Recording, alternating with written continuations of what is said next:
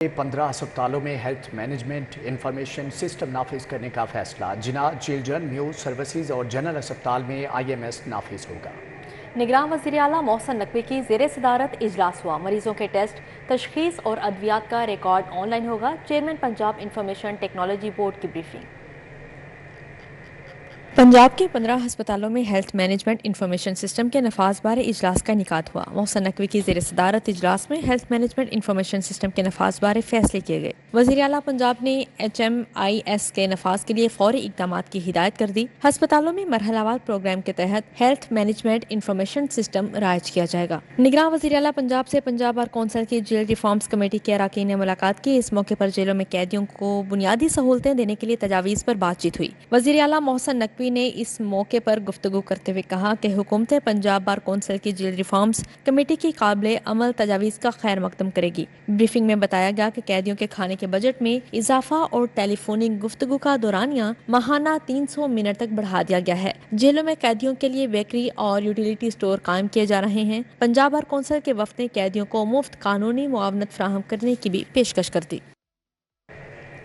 نگراں وزیر اعلیٰ محسن نقوی کا بحریہ آرچرڈ ہسپتال اور چلڈرن ہسپتال کا دورہ۔ بحریہ آرچرڈ ہسپتال میں دل کے عارضے میں مبتلا قصور کی بچی سے ملاقات کی۔ محسن نقوی نے مریضہ بچی کی خیریت دریافت کی۔ بچی کی والدہ نے بہترین علاج معالجے پر وزیر اعلیٰ محسن نقوی کا شکریہ ادا کیا۔ محسن نقوی کی ننکانہ سے چلڈرن اسپتال میں منتقل کیے گئے بچے سے ملاقات۔ نگران وزیر اعلیٰ نے بچے کی والدہ سے علاج معالجے سے متعلق دریافت کیا۔ بچے کی والدہ کے اسپتال میں اچھے علاج معالجے پر وزیر اعلیٰ محسن نقوی کو دعائیں۔ محسن نقوی نے چلڈرن اسپتال میں زیر علاج دیگر بچوں کی عیادت بھی کی۔ محسن نقوی نے کہا کہ زیر علاج بچے کے علاج معالجے میں کوئی کسر اٹھا نہ رکھی جائے۔ IMF پروگرام ہمارے لیے ایک چیلنج ہے۔ روپے کی قدر مستحکم ہونے پر پیٹرولیم مصنوعات کی قیمتیں کم ہوئیں۔ وزیر اعظم کا youth business and agriculture loan scheme کی تقریب سے خطاب۔ کہا ملک کے خلاف سازش کرنے والوں کی سیاست دفن ہو گئی، عوام کے فیصلے کو قبول کریں گے۔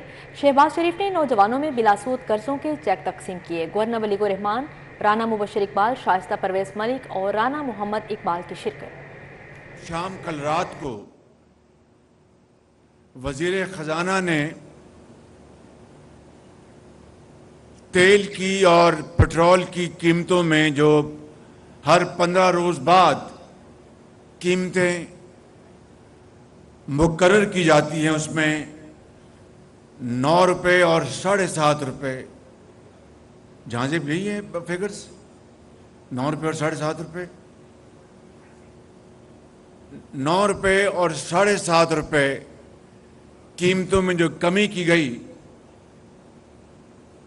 وہ کوئی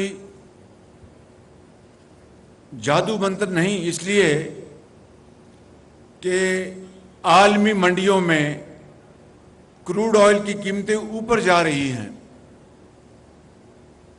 یہ کمی جو کی گئی وہ اللہ تعالیٰ کے فضل و کرم سے اس لیے ممکن ہوئی کہ روپے کی جو قدر ہے ڈالر کے مقابلے میں وہ بڑھ گئی، اور چونکہ روپیہ ڈالر کے مقابلے میں آگے اس کی قدر بڑھ گئی، تو ہمیں رب تعالیٰ نے یہ موقع دیا کہ وہ جو روپیہ جو ڈالر کے مقابلے میں اس کی قدر بڑھی تھی، ہم نے وہ قیمتیں جو بھی اس میں آپ کو ہم نے مزید ریلیف قوم کو وہ دیا، ورنہ یہ نہیں کہ تیل کی قیمتیں کم ہوئی تھیں۔ میں یہ بتانا یہ چاہتا ہوں کہ IMF کے پروگرام کا ایک یہ مثبت پہلو ہے کہ روپیہ اور ڈالر اب دن رات وہ بالکل کہیں آسمان پہ یا زمین پہ نہیں جا رہے، بلکہ اس میں ایک استقامت آ رہی ہے، سٹیبلٹی آ رہی ہے۔ اور اگر یہ پروگرام IMF کا نہ ہوا ہوتا تو میں بلا خوف تردید آپ کو یہ کہہ سکتا ہوں کہ روپیہ کہاں ہوتا، ڈالر کہاں ہوتا، اور ہماری جو معاشی صورتحال ہے وہ ایک تلاطم کا شکار۔ دوسری جانب لاہوریوں کے لیے بڑی خبر، رنگ روڈ SL3 کی تعمیر کے لیے عملی طور پر کام شروع۔ رنگ روڈ اتھارٹی حکام نے 8 کلومیٹر طویل SL3 کی 3000 کنال ایکوائر شدہ اراضی کی فزیکل نشاندہی شروع کر دی۔ مزید تفصیلات جان لیتے ہیں درے نایاب سے۔ جی درے نایاب، آگاہ کیجیے گا۔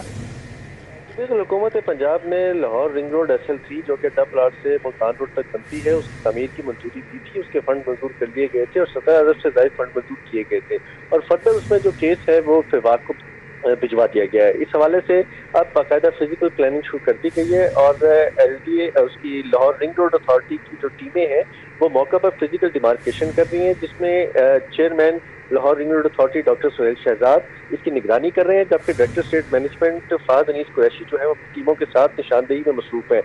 3000 کنال جو زمین ایکوائر کی گئی تھی اس کی نشاندہی کی جائے گی، اور اس کے راہ میں جو بھی حائل رکاوٹیں ہیں ان کو دور کیا جائے گا، جتنی بھی زیادہ فزیکل پوزیشن کے حوالے سے پرابلمس ہیں ان کو بھی کلیئر کیا جائے گا، اور کلیئر لینڈ جو ہے وہ تعمیراتی منصوبے کے لیے انجینئرنگ ونگ کو فراہم کی جائے گی۔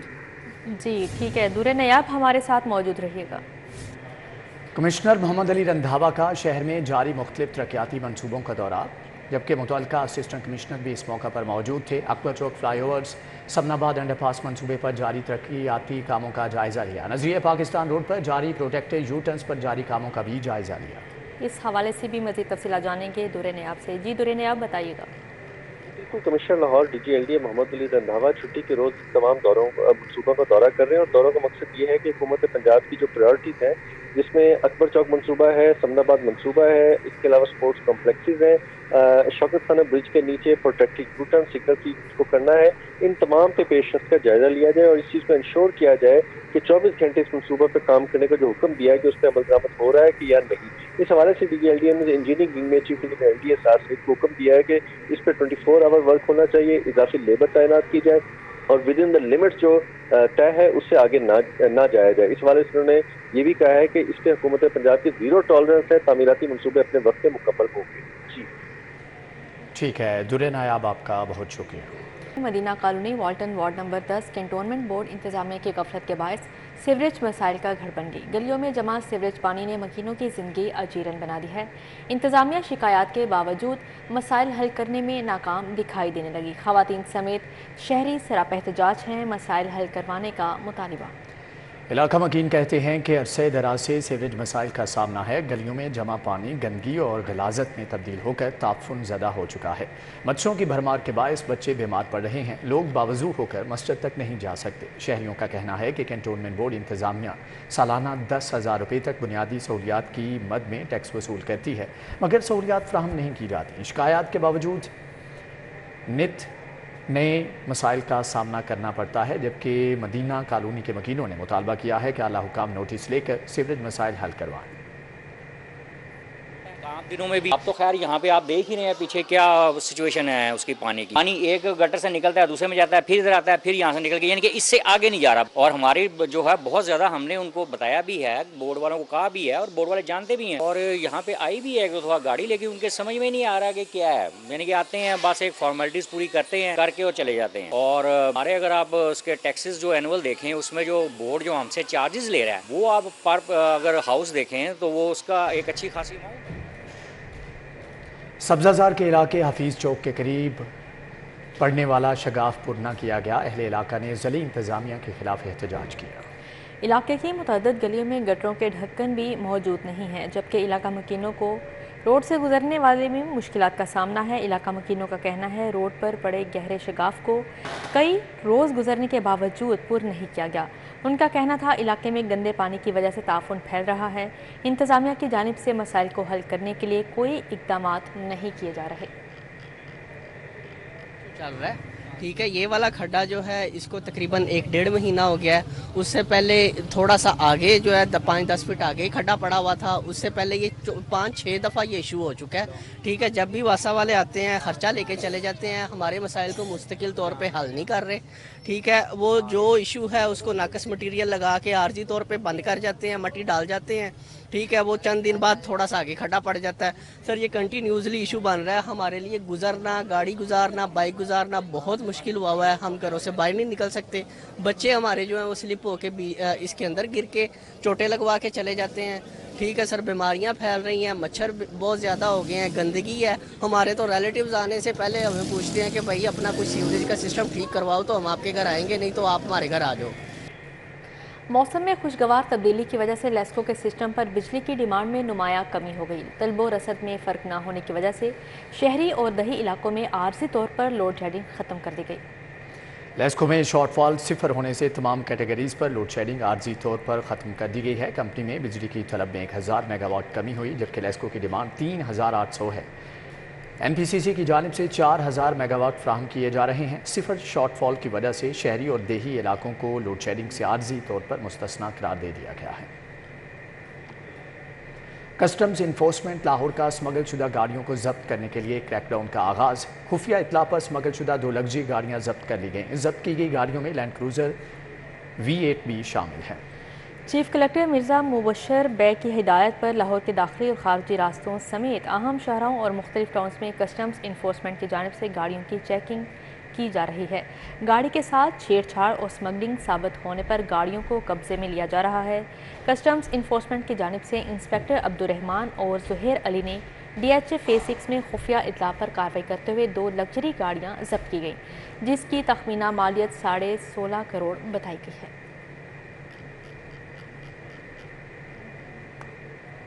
وزیر اعظم شہباز شریف سے وفاقی وزیر ریلوے اور ہوابازی خواجہ سعد رفیق نے ملاقات کی. وزارت سے متعلقہ امور اور ملک کی مجموعی سیاسی صورتحال پر تبادلہ خیال کیا گیا.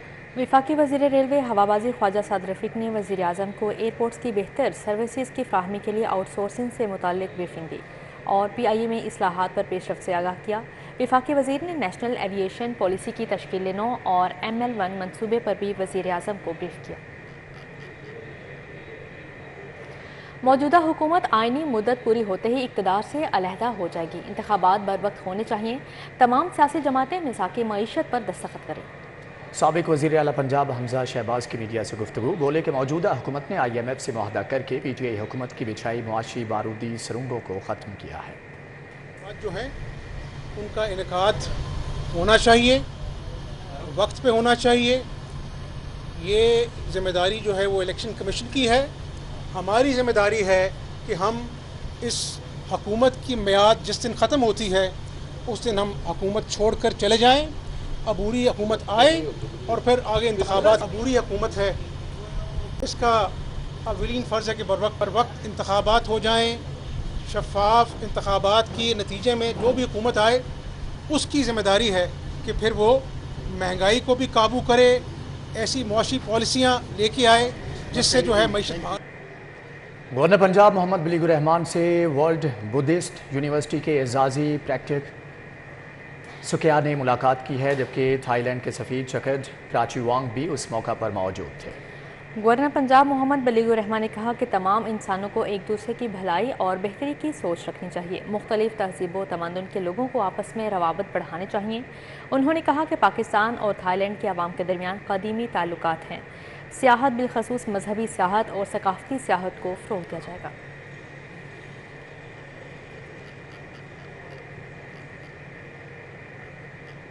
آگے بڑھتے ہوئے خبر شامل کریں. قازقستان کے سفیر یزدان کرستافن نے ایکسپو سینٹر میں جاری 3 روزہ ایجوکیشن ایکسپو کا دورہ کیا. ایکسپو ایجوکیشن میں لگے مختلف تعلیمی اداروں کے سٹالز دیکھے اور دلچسپی کا اظہار کیا. سفارتکار یزدان کرستافن نے ایکسپو ایجوکیشن میں لگے مختلف تعلیمی اداروں کے سٹالز بھی دیکھے. Welcome Pakistani youngsters to study at our universities. Last year, Almaty was recognized as the best city for foreign students in terms of infrastructure, in terms of quality of our universities. As you might know, this month we launched direct flights from Lahore to Almaty, 2.5 hours flight from Lahore to our city. So it seems to me that there is another very promising area for developing our cooperation. Last year and this year, I had a number of meetings with ministries of higher education of both sides. I met with the chairman of HEC, discussed all these issues, so we will be strengthening ties between our two brother nations in education. And this year I hope that the number of youngsters studying at our universities will be increasing. مرکزی علماء council کی مجلس شورا کا اجلاس ختم نبوت Islamic research centre canal road پر منعقد ہوا، جس میں محرم الحرام میں عشرہ امن کے طور پر منانے کا فیصلہ کیا گیا ہے. چیئرمین مرکزی علماء کونسل پاکستان صاحبزادہ زاہد محمود قاسمی نے اجلاس کی صدارت کی۔ اجلاس کے بعد پریس کانفرنس کرتے ہوئے مولانا زاہد محمود قاسمی نے کہا وہ اسرائیل کے پاکستان کے اندرونی معاملات میں مداخلت کے بیان کی مذمت کرتے ہیں، کیونکہ اسرائیل کا بیان پاکستان کے اندرونی معاملات میں کھلی مداخلت ہے۔ چیئرمین مرکزی علماء کونسل پاکستان نے کہا کہ پاک فوج کے خلاف سوشل میڈیا پر مہم چلانے والوں کو گرفتار کیا جائے۔ انہوں نے سویڈن میں قرآن مجید کی بے حرمتی کی مذمت کرتے ہوئے مطالبہ کیا کہ اقوام متحدہ مقدس کتاب اور تمام انبیاء علیہ السلام کی توہین کو جرم قرار دے۔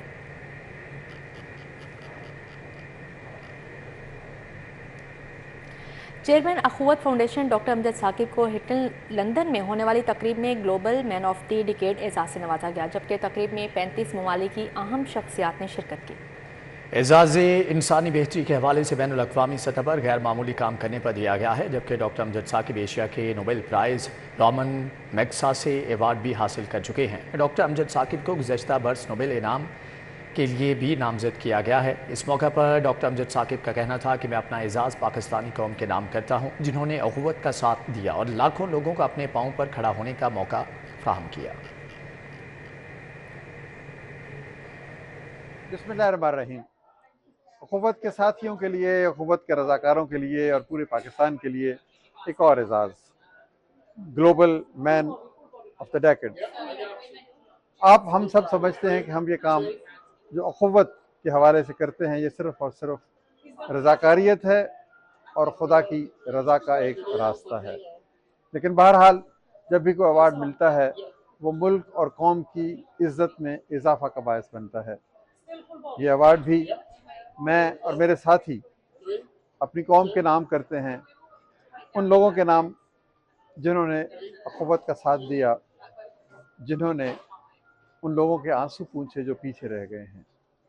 ایوارڈز ہماری منزل نہیں ہے، ہماری منزل ایک ایسا معاشرہ ہے جس میں ہر شخص کو عزت اور احترام سے زندہ رہنے کا موقع ملے۔ مبارکباد پاکستان، مبارکباد اخوت کے ساتھی اور رضاکار جو دنیا بھر میں اس پیغام کو عالمگیر انسانی اقدار کے حوالے سے پیش کرتے ہیں۔ انشاءاللہ آپ اور ہم ضرور بالضرور وہ دن دیکھیں گے جب غربت نہیں ہوگی، اور جب کوئی بچہ اسکول سے باہر نہیں ہوگا، اور جب کسی ماں کی آنکھوں میں آنسو نہیں ہوں گے کہ اس کے بیٹے کو دوا نہیں مل سکی۔ ایک ایسا معاشرہ جس میں ہر شخص کو عزت سے زندہ رہنے کا موقع ملے اور جو مواخات مدینہ کی درخشاں روایت پر ایکسپو سینٹر میں جاری ایجوکیشن ایکسپو کا دوسرا روز کرچی یونیورسٹی کے اسٹال پر طلباء و طالبات کو مختلف تعلیمی پروگرامز کے بارے میں معلومات فراہم کی گئیں۔ Vice chancellor Karachi university professor doctor Hamid Ejaz نے اسٹال کا دورہ کیا۔ ایکسپو سینٹر میں جاری 3 روزہ ایجوکیشن ایکسپو کے دوسرے روز کرچی یونیورسٹی کے vice chancellor professor doctor Hamid Ejaz education stall پر موجود رہے۔